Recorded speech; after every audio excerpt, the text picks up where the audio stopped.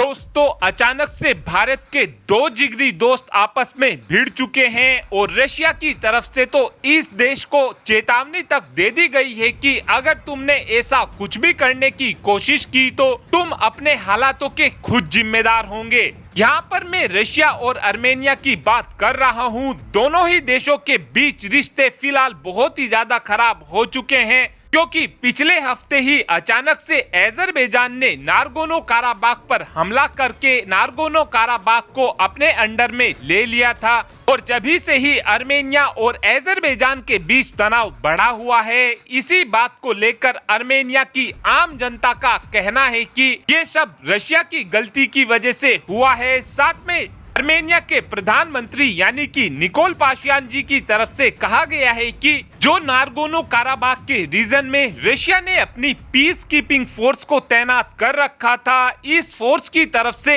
हमें इस बात की जानकारी नहीं दी गई थी कि अजरबैजान हमारे ऊपर हमला करने वाला है। साथ में आर्मेनिया की तरफ से रशिया के ऊपर ये भी आरोप लगाया गया है कि रशिया की पीस कीपिंग फोर्स ने अजरबैजान की मदद की है ताकि अजरबैजान काफी तेजी से नागोर्नो काराबाख के एरिया को कैप्चर कर सके। लेकिन अब आर्मेनिया ने रशिया का साथ छोड़कर इंटरनेशनल क्रिमिनल कोर्ट का मेंबर बनने का फैसला ले लिया है और ये वही इंटरनेशनल क्रिमिनल कोर्ट है जिसने व्लादिमीर पुतिन के खिलाफ अरेस्ट वारंट जारी कर रखा है।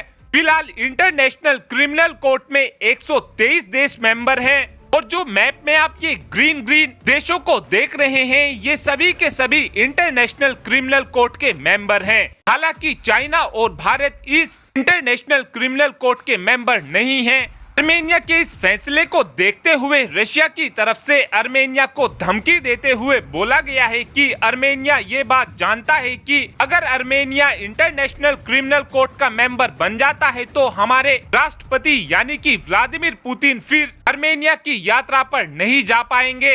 लेकिन आर्मेनिया भी अपनी बात पर अड़ा हुआ है और आर्मेनिया का कहना है कि इंटरनेशनल क्रिमिनल कोर्ट का मेंबर तो हम बनकर ही रहेंगे, क्योंकि अगर आर्मेनिया इंटरनेशनल क्रिमिनल कोर्ट का मेंबर बन जाता है तो उस कंडीशन में फिर इंटरनेशनल क्रिमिनल कोर्ट की तरफ से अजरबैजान के ऊपर कार्रवाई की जाएगी। और अब रशिया को इस बात की चिंता होनी शुरू हो चुकी है कि धीरे धीरे रशिया के सभी पड़ोसी देश लगातार अमेरिका के पाले में जाते जा रहे हैं और इन देशों को रोकने में रशिया पूरी तरीके से फेल साबित हो रहा है। और अब आप ही कमेंट कर बता सकते हैं कि क्या आर्मेनिया की तरफ से इंटरनेशनल क्रिमिनल कोर्ट में जाने का फैसला सही लिया गया, हाँ या फिर ना। इस बात का आंसर आप कमेंट बॉक्स में दे सकते हैं। Thanks for watching this video. Have a good day.